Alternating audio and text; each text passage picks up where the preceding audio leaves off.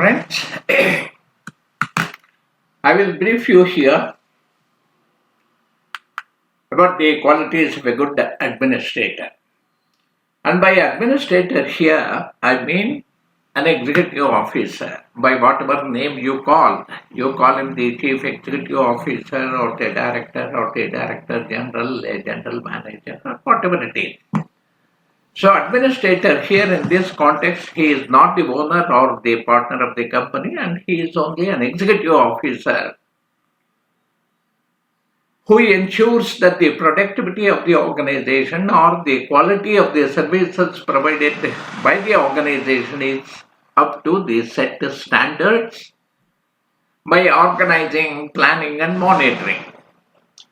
So, an effective administrator, therefore, he has to play different roles. He has to play the role of a friend, a guide, a philosopher, a counselor, a motivator, and so on.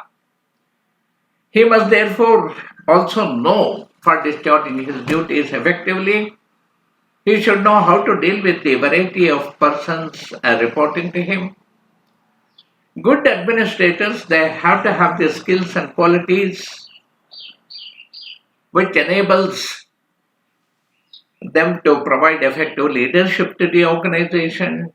A good administrator has to treat all people reporting to him with same respect and fairness without any favoritism. He has to take decisions about the employees based on only the job performance and not on any other factors, not on likes or dislikes. He has to handle each problem with objectivity, and he should not allow any personal feelings to dictate his course of action. And when the situation requires, when it demands that disciplinary action should be taken against an individual, he should ensure that the action taken is consistent with similar cases in the past. He should be able to motivate the staff to perform beyond the company's standards. A good administrator, to achieve this goal, he must know the strengths and weaknesses of the employees. He has to praise and recognize the good work done by the individuals when an assignment or a project is executed well in time, and he has to suitably reward him. And a good administrator should always keep his morale high, and his communication should be very clear. So communication is not just expressing a viewpoint clearly, but also requires listening to what others are saying. And keeping an open door policy is an effective way to help the employees so that they feel comfortable in expressing their honest opinions. And he should never lose his temper, he should never lose his balance, he should never shout on the employees, insult them or discourage them, especially in public, just because he has got some power. He should never bulldoze his ideas on the people. He should carefully listen to them. And sometimes their ideas may be better.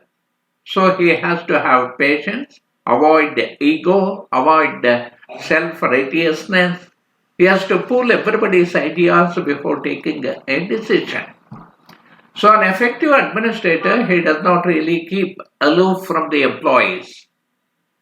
It is also important to exhibit or show kindness to the employees, and they should remember that they have families outside, lives outside the office. So one employee for this purpose means one family outside. So while taking decisions on long-term employee welfare issues, he has to take their views into account. He should not take unilateral decisions. He should not force his ideas on others. So good administrators, they don't ask the employees to overwork or stay late, stay beyond the office hours, etc., unless it is really unavoidable. And the key traits and abilities of a skilled administrator, they are team building, time management, collaboration skills, and so on. So many team members, they rely on the administrators as a source of information in the organization. They may meet him to gain access to the resources. They may ask several questions, or they may expect the assistance from the administrator on a task. So the administrator has to offer logical solutions to the problems. He has to provide employees with the guidance required for them to succeed in their role. And the administrator himself has to be clear in the goals and expectations defined for the employees. He has to provide positive feedback on the employees whenever possible.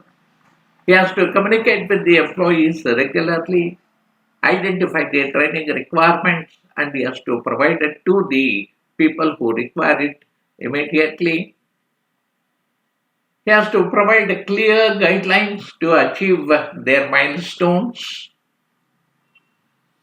He has to make sure that the roadmap that he prescribes, that he draws, clearly aligns with the company's key values and goals. The administrator has to review the organization's mission and vision regularly, and he should integrate that into every task that he does. And yes, see, the administrators use their ethics to manage the budgets, to guard the confidential files, guard confidential information, maintain the employees' personal information, and so on. So, understanding and adopting the change, establishing unity, and building confidence amongst employees, it helps to develop high ethical standards. So he has to therefore maintain a collaborative environment in the organization which is enjoyable and all employees participate in that. See, only then they are willing to work with different staff members and departments across the organization to develop the solutions to the complex organizational challenges. And you can become more collaborative if you involve the team members more in your problem solving and decision making. So he has to gauge the employees' opinions regularly. He has to manage his time and their time effectively. The administrator should be accountable not only for his actions but for the actions of his entire team members. See, a good administrator, he has to do a quality work himself to inspire the employees in the workplace. He is often responsible for several tasks throughout the workday, which may require time management and multitasking ability to manage the multiple deadlines. So, having the willingness to accept the challenging assignment and demonstrating how to complete the complex tasks, it can definitely help him succeed in an administrator's role. So he has to practice delegating the tasks down the line depending on their capabilities without keeping every assignment for himself. He should try to establish more realistic goals both for himself and his staff for the professional development. He should possess the decision-making skills to ensure that the choices they make are in the best interest of the company. So confidence, decisiveness, and the ability to remain calm under pressure, it allows the administrators to make more rational decisions. So they should also be thoughtful in their decision making. So a decisive leader, a decisive administrator makes decisions quickly and is committed to his decisions. See, some administrators, they handle the hiring process for a company. So this typically requires him to have the ability to analyze, to access the candidates thoroughly, identifying the qualified candidates by their resume and by interviews and so on. So for this purpose, using the social media to search for the new talent, using the employee referrals from the competent employees, using your own network of contacts through professional associations. All this may yield the type of qualified employees that you need. And the administrator's problem solving and critical thinking skills. It always enables the company to operate efficiently. See, you have to typically interact with others on a daily basis, including employees, managers, and the clients, that is the outsider. So these individuals, they may express their concerns to the administrator who is then responsible for helping them in determining the most effective solution.